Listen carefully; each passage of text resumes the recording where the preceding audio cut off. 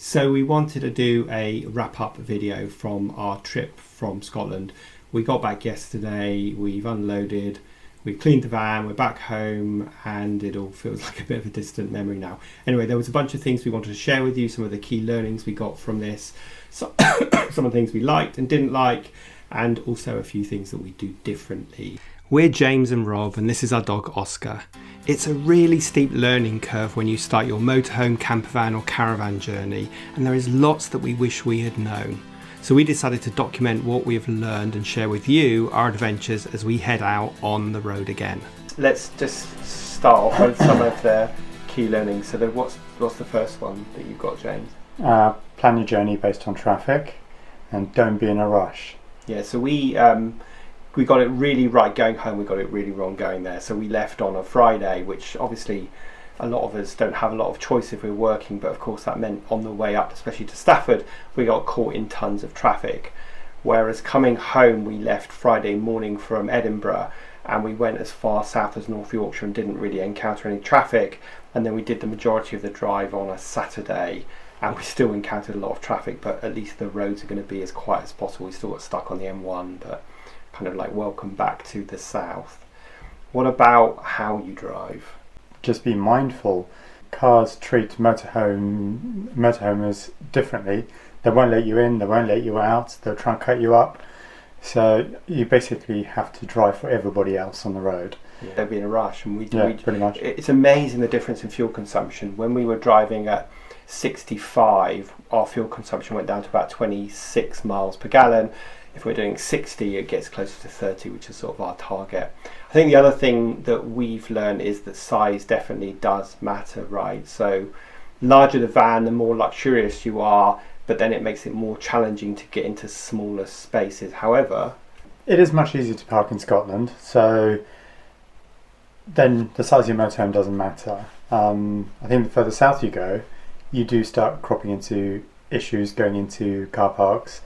If you're over 7 meters, you will find it really tough to find space. If you're in a camper van, 6 meters, 6.5 meters, you're pretty much fine. You can fit into most parking spaces and also fit down quite a few of the smaller roads than the big 8 meter plus motorhomes can. Yeah, it's interesting that in Scotland they're so much more accommodating. Nearly every car park had provision for at least one or two motorhome. So we actually did something we haven't done much in England, which is get to a site and then load up for the day and drive the van off somewhere else. So that saved us cycling when the weather wasn't so good, or using public transport or taxis or whatever. So we got into a habit of doing that in Scotland, even though our van's 7.4 meters.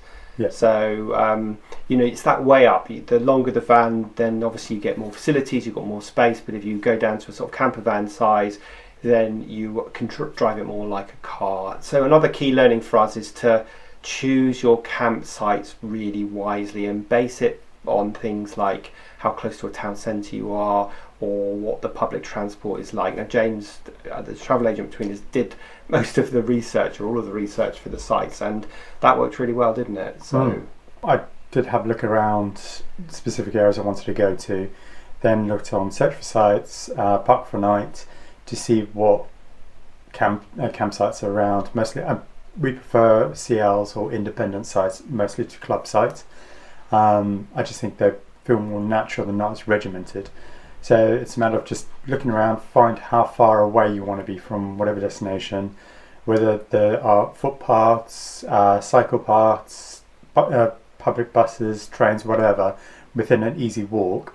Then it just makes it easier to be able to go and explore without, if you're not comfortable enough to take your motorhome off travelling to go and explore places. Yeah, for sure. And I think one of the things that we learned from this trip, especially since we're heading into the off season, is that we perhaps don't need to be so sort of organised and booking everything, because then it gives you a bit more sense of freedom. Like a place that you're in, stay a bit longer. Don't like it, then leave a bit earlier. And we did that on the way back, and I think we lost actually probably £7 in the end, because we didn't stay in the CL, but they didn't want to charge us, so we ended up paying for a camping and caravan site that was £7 more expensive, so that's good. Obviously, one of the big things and one of the big attractions for us is that it's much cheaper to have a van than it is to do the same trip staying in hotels. We priced this trip up earlier in the year to drive and in a car and stay in B&Bs, and we reckon we saved about £1,500 doing it in the campervan instead. Of course, you've got to factor in the price of the campervan and additional fuel costs. I know in one of the earlier videos we talked about the fact that we used a number of different apps, and we've also got, can you remember the brand name of the SATNAV we've got? We bought Orex. Yeah, Orex. We bought a SATNAV that is specific for HGVs. And what we found in the end is we stopped using all of them. The SATNAV wasn't very good. It was not expensive, like 40 quid. So we ended up buying Copilot app, which is an app that you can run on your phone, whether that be a Samsung or an Apple phone. And it costs about, £25 a year. And it gives you real-time traffic information, and you can put the dimensions of your van in. So that's what we'd recommend, the Copilot app. So let's do a few of other likes and the dislikes. And we struggled a bit with the dislikes here because I think we liked most things. So do you want to kick it off, the things we liked? Number one, definitely the scenery. Scenery was absolutely amazing. The Highlands, you have to go. Yeah, I think everywhere we looked, you couldn't take a bad picture. James is our photographer, and so make sure you check out our Instagram account because he's been posting some of the amazing pictures that he took. But it's so stunning, and pictures don't do it justice, or these videos don't do it justice, but it's just a lovely place, and it's on our doorstep. We often pre-pandemic would go so much further afield to see scenery that wasn't as beautiful. Yeah, and of course you don't have guaranteed of the weather, but it was really lovely. What else? Friendly people. Yeah. Everybody just wanted to have a chat. Everyone was smiling. They couldn't do enough. Just so much friendlier than the south, really. Yeah. I think everyone in the south seems to be wrapped up in their own worlds and just go about the business as fast as possible. The further north you go, the more relaxed everyone seems to be. We were in a cafe, spoke to the owner, and she recommended us to go see the Ray Harryhausen exhibition in Edinburgh. We didn't know about it, but it was definitely a highlight of Edinburgh, going to go see the Harryhausen exhibition. Yeah. It's just those random little conversations you have, and it was just... People just want to help you as well. I think that welcome and that friendliness extends to parking, and motorhomes and campervans and caravans generally in Scotland, that they are just more welcome. There's just more places that you can park. There's more wild camping places that you can stay. And I don't know why England seems so anti it and seems to be erecting barriers everywhere and stopping motorhomes. I totally understand that there's a few people that spoil it for the rest, but it is just a shame. I think the other thing we would say is that when you're on your journey, especially travelling between destinations, make sure that you enjoy the journey and not just focus on the destination, because we stopped just in lay-bys and at the edges of lochs for lunch, and the sights were amazing. And again, we met really interesting people who were on their travels, and you just don't find those places in England, and if you do, then it's really hard to stop, whereas in Scotland it is much easier. So let's do a couple of our dislikes. What are the things that we disliked about it? Dislike, I suppose, mind you, we were also part of the problem, but just lots of motorhomes, but then there were a lot of rentals, and you could see they didn't always follow the rules. We saw people throwing grey water out of their motorhome straight onto their pitch. Just little things like that, which I suppose, especially for the locals, they probably see it over and over again.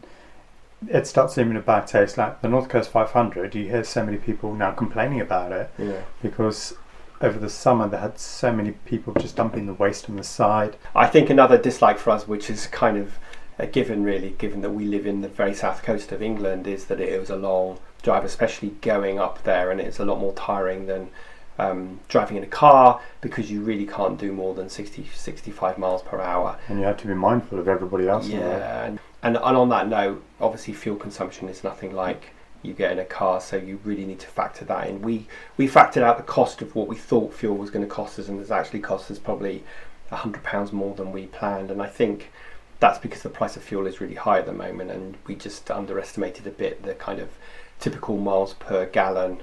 So let's just wrap up today's video by sharing with you some thoughts of what we would do differently next time. Because in full disclosure, this was our first long drive and our first 2-week trip away, so we're kind of newbies. And so what would we do differently next time? I would say focus on one specific area, and then go in depth, explore that area.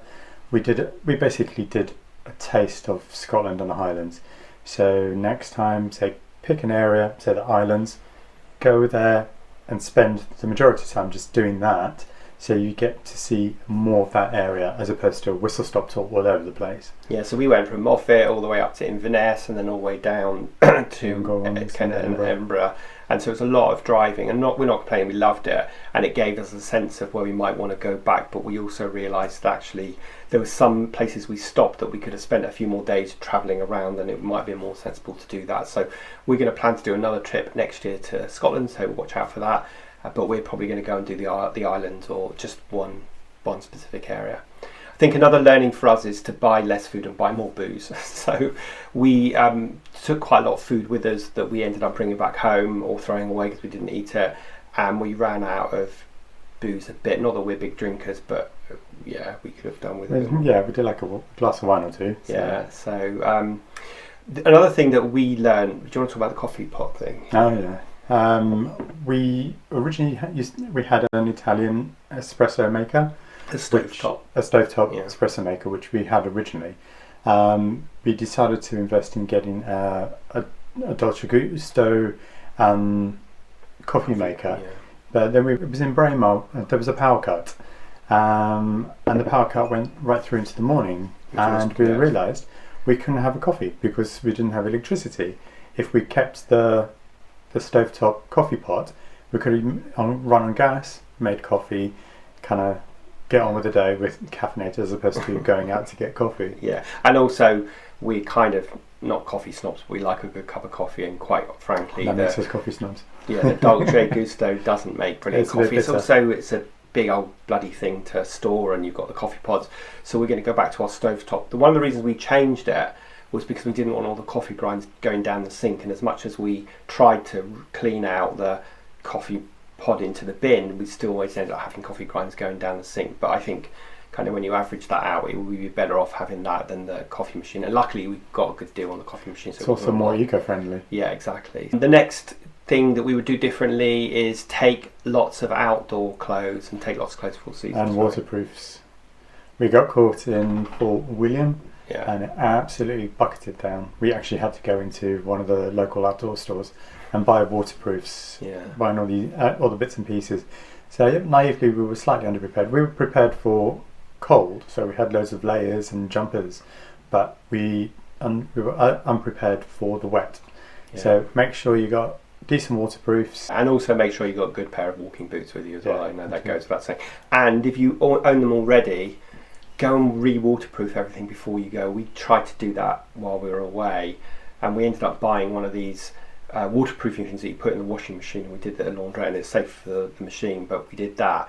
So make sure if you've got clothes already, make sure you've just re-waterproof them before you go. And I think another thing on the clothes front is that we probably overpacked, and so I know I did.